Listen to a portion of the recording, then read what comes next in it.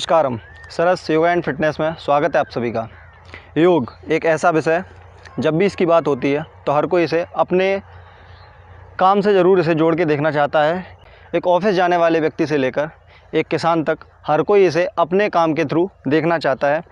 जैसे कि अगर किसी का बैठने का काम है तो वो चाहता है कि उसे सिर्फ कुछ चुनिंदा योगासन मिलें, जिनकी वजह से वह पूरे दिन अपना चुस्ती व फुर्ती से व्यतीत कर सके। और वहीं जिसको अगर काफ़ी टाइम है तो वो अपना पूरा 1 घंटा भी इसमें दे सकता है। तो इन्हीं सब बातों को ध्यान में रखते हुए जो भी हमारे एथलीट भाई हैं और जो भी रनिंग की तैयारी कर रहे हैं, स्पेशली आर्मी के, तो उनके लिए आज हम कुछ चुनिंदा योगासन लेके आए हैं जो उनकी रनिंग में बहुत ज़्यादा इम्प्रूवमेंट करेंगे।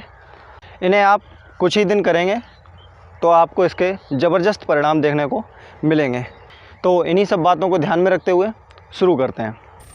माफ़ कीजिए, आज थोड़ा सा योगा मैट नहीं है, तो चलिए ऐसे ही शुरू करते हैं। तो पहला आसन है अधोमुख सवान आसन, डॉग पोज। ये आपकी पूरी बैक स्ट्रेच करेगा, आपकी लेग से लेके आपकी बैक तक। तो चलिए जानते हैं इसे करना कैसे है। सबसे पहले सावधान स्थिति में खड़े हो जाइए। आगे झुकते हुए दोनों हाथों को ज़मीन पर रखेंगे। दंडासन की स्थिति में आएंगे।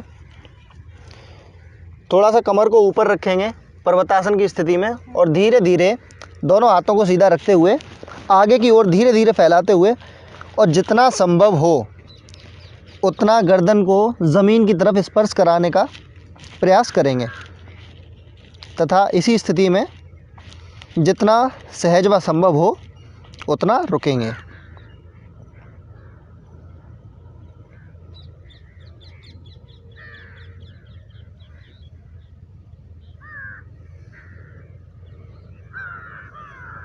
धीरे धीरे वापस आते समय दाहिना या बाहिना पैर आगे रखें, उसके बाद में ही उठेंगे। तो इसी के साथ अगले आसन की तरफ चलते हैं।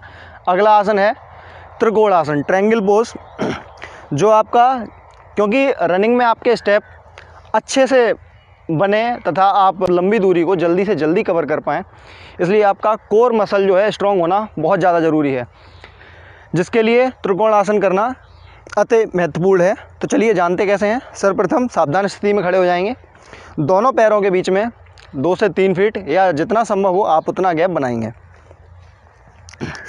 ध्यान रखें, जब हम एक साइड झुकेंगे तो आपकी जो पेल्विक मसल्स जो हैं वो टिल्ट नहीं होनी चाहिए। इस तरह से देखिए करते कैसे हैं। बाएं हाथ को यानी कि लेफ़्ट हैंड को सांस भरते हुए ऊपर उठाएंगे और दाहिने हाथ को स्लिप करते हुए नीचे ले जाएंगे। ध्यान रहे कमर इस तरह से टिल्ट नहीं होनी चाहिए। यूँ सीधा रखेंगे और जितना सहज हो उतना ज़मीन की तरफ ले जाएंगे और पंजे को स्पर्श करके रखेंगे। थोड़ी देर इसी स्थिति में रुकेंगे, श्वास को अंदर होल्ड रखेंगे।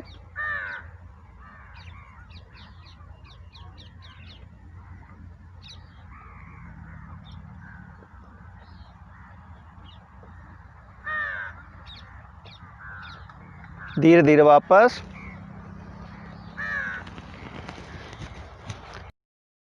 यहीं से अगले आसन की बात करते हैं, वृक्षासन। वृक्षासन के लिए सर्वप्रथम सावधान स्थिति में खड़े हो जाएंगे तथा दोनों पैरों के एक साथ सर्वप्रथम अपने दाहिने पैर को उठाएंगे, बाईं जंघा पर रखेंगे और जितना संभव हो आप पेल्विक मसल्स के पास में ही उतना पैर को रखें। अब सांस भरते हुए धीरे धीरे दोनों हाथों को ऊपर तथा इसी स्थिति में थोड़ी देर रुकेंगे। बैलेंस बनाने के लिए किसी एक पॉइंट पर लगातार देखते रहेंगे।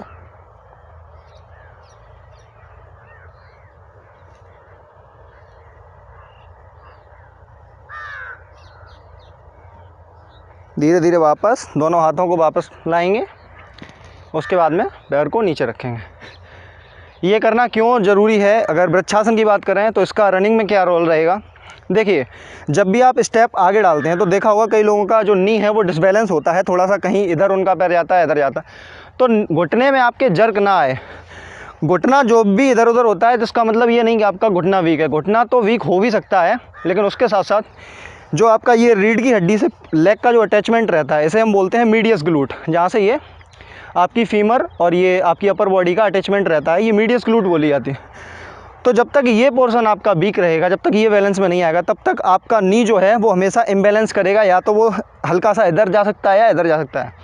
अभी आपका मीडियस ग्लूट वीक है या स्ट्रॉन्ग है, इसे आप चेक करने के लिए सीधे खड़े हो सकते हैं, अपने एक पैर को उठाइए और कम से कम 20 सेकंड 30 सेकंड या 1 मिनट, जितना संभव हो उतनी देर आप एक स्थिति में खड़े होने की कोशिश कीजिए। अगर आप ज़रा सा भी इधर उधर 10 या 20 सेकंड में ही हो रहे हैं, 1 मिनट के अंदर हो रहे हैं, मिनिमम 30 सेकंड का हम मान के चलते हैं, अगर आप 30 सेकंड में ही आप इधर से उधर ऐसे ऐसे बैलेंस अगर आपका बिगड़ रहा है, तो आप समझ लीजिए कि आपकी मीडियस ग्लूट जो है वो कमज़ोर है। वृक्षासन जो है आपकी मीडियस ग्लूट पे ही पूरी तरह से वर्क करेगा।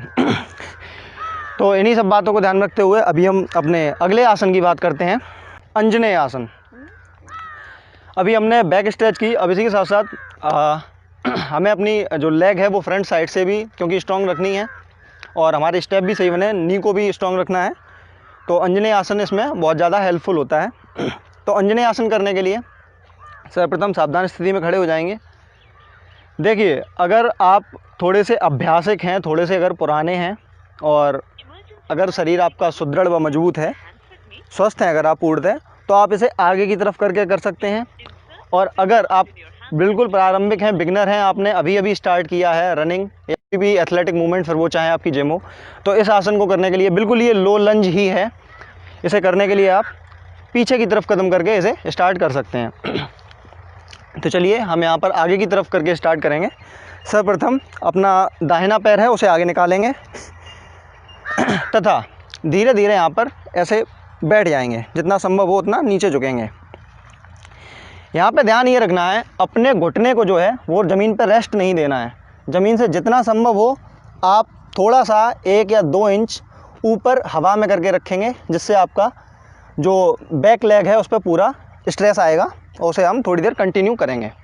आप थोड़े से सपोर्ट के लिए ऐसे करके हाथ भी रख सकते हैं और आप ऐसे करके रख सकते हैं। अगर आपका बैलेंस अच्छा बन रहा है तो आप सांस भरते हुए इस तरह से दोनों हाथों को पीछे ना झुकें, केवल दोनों हाथों को ऐसे करके उठा के रखेंगे। थोड़ी देर इसी स्थिति में रुकेंगे। ध्यान रहे यहाँ पे 90 डिग्री का एंगल बनना चाहिए, यहाँ पे 90 डिग्री का एंगल बनना चाहिए इन दोनों लेग के बीच में, और इसी तरह से सम स्थिति में रहेंगे। धीरे धीरे वापस। तो यहीं से अब हम अगले आसन की बात करते हैं, सुषुम्नासन। चूँकि आप इतना सारा वर्कआउट करेंगे, इतने सारे योगासनों को करेंगे, तो इससे आपका जो भी स्ट्रेस है तो उसे हम रिलीज़ भी करेंगे। तो इसके लिए सुषुम्नासन जो है बहुत इंपॉर्टेंट रोल अदा करता है। अगर आप जिम जाते हैं और जिस दिन आपका लेग डे होता है उसके बाद आप इसे कर सकते हैं। ऐसे कई लोग स्ट्रेच के तौर पर सिर्फ जानते हैं, लेकिन दरअसल इसे सुषुम्नासन कहते हैं। तो आइए जानते हैं इसे करते कैसे हैं। सुषुम्नासन करने के लिए सर्वप्रथम सावधान स्थिति में लेट जाएंगे, राइट लेग को फोल्ड करेंगे, लेफ़्ट लेग को राइट के घुटने के ऊपर रखेंगे तथा राइट पैर को पकड़ेंगे और जितना संभव हो राइट लेग को ज़मीन से उठा के सर की तरफ खींचने का ट्राई करेंगे। आप चाहें तो राइट लेग को ज़मीन से थोड़ा सा उठा सकते हैं और जितना संभव हो उतना आप इसे अपने सर की तरफ खींचें। धीरे धीरे वापस।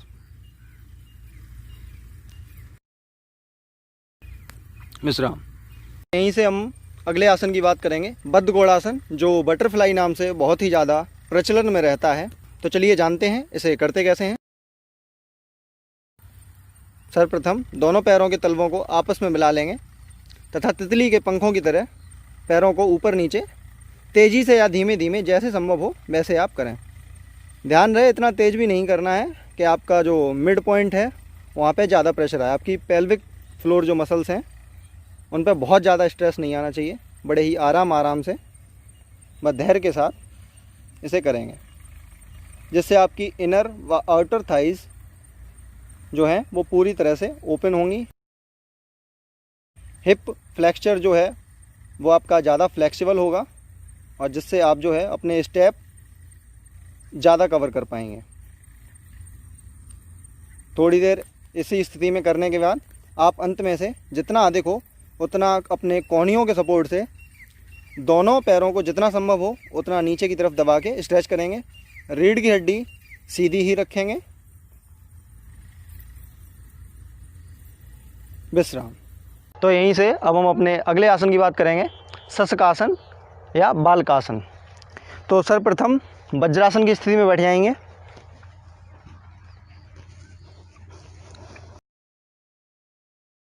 ध्यान रहे आपकी जो एड़ियां हैं वो इस तरह से नितंबों से नीचे नहीं दबा के रखनी है, आपको एड़ियां जो हैं वो बाहर की तरफ खोल के रखनी है इस तरह से, और पैरों के अंगूठे जो हैं वो आपस में मिले रहेंगे। कमर गर्दन सीधी, मन सहज, आंखें खुली हुई। यहीं से हम अपने दोनों हाथों को पार्श्व से श्वास भरते हुए ऊपर उठाएंगे तथा श्वास छोड़ते हुए सामने रखकर सर को ज़मीन से लगा देंगे।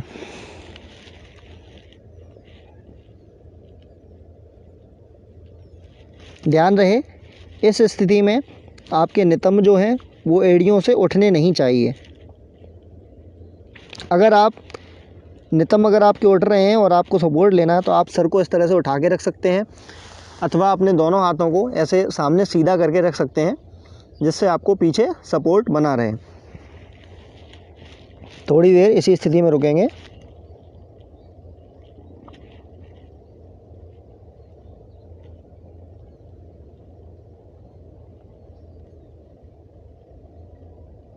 धीरे धीरे वापस।